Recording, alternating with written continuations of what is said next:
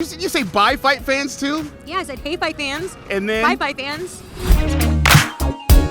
Radio Rahim here, bleaching my veins, getting rid of this Rona. If Floyd Mayweather were to come out of retirement and face Lomachenko at 140 pounds, that would be the fight I would most want to see. Were you not entertained? Were you more entertained by KSI and Logan Paul or Floyd Mayweather and Conor McGregor? I was Floyd Mayweather and Conor McGregor, hands down. What? What has been my most challenging interview and why? It's like the least cooperative.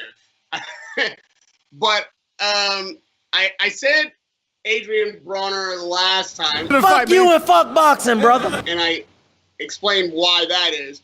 But I'll tell you from another perspective, the most difficult interview for me personally was Mayorga, Ricardo Mayorga. He's a very talkative guy. He's easy to ask and get questions answered, but he's so annoying. Like, he's a hard interview for me because I don't like him. He's like, this is a guy who's smoking cigarettes and like slapping people on the butt and putting like, every time I talk to this guy, it's so many antics, so disrespectful, so over the top. And when he gets in there, he always gets his ass beat. Now he puts forward what seems to be a good effort, but that's like one of the most difficult interviews for me because I know people want to see it. And we have like all this tension between us because I don't think he likes me either. And you can tell that I don't like him. And so most of the interviews we have, the tension is super thick. And I would say more than half of them he just storms out of. So, you know, I know that guys talk shit. I know like guys that... For all the years of you doing boxing interviews, who have you found to be probably the most intimidating to speak to? Doesn't have to be in a negative way, like intimidating as in like... Mike Tyson.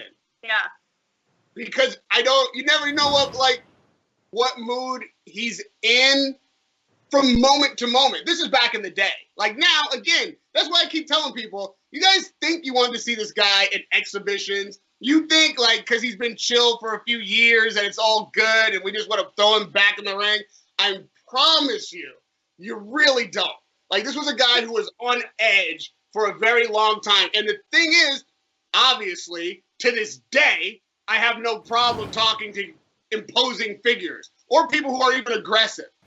The thing about Mike Tyson is, it's not that he's aggressive or big or can kill you. It's that he's so sweet and so nice and so unassuming and so like open heart that at any moment that like sweet endearing person can turn into a fucking monster and you don't know when that will happen or what the trigger is. So never did we have a crossword. I've interviewed him many times, many different situations. I've even asked him some very sensitive questions. I talked to him, after the tragic death of his daughter. I went there. I wasn't sure how he was going to handle it. And again, I've never actually had to deal with that other side of him. But every single moment of an interview with him, I'm always like, in the back of my mind, this can go sideways in my life.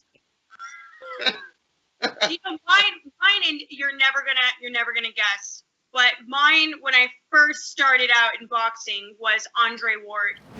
And I think it was because he is one of those guys you got to come correct with. Do you know what I'm saying? Like, he's just the way he presents himself, the way he speaks. I don't know why. I just found him to be so intimidating to interview.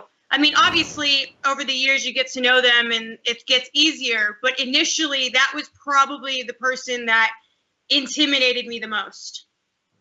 Yeah, that's a good one.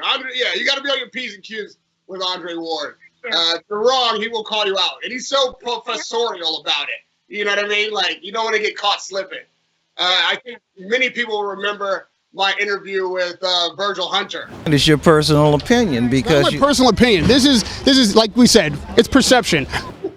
I won't tell you anything more about it. Just go Google Radio Rahim Virgil Hunter. It's the 17-minute one. Believe me, it's worth all 17 minutes.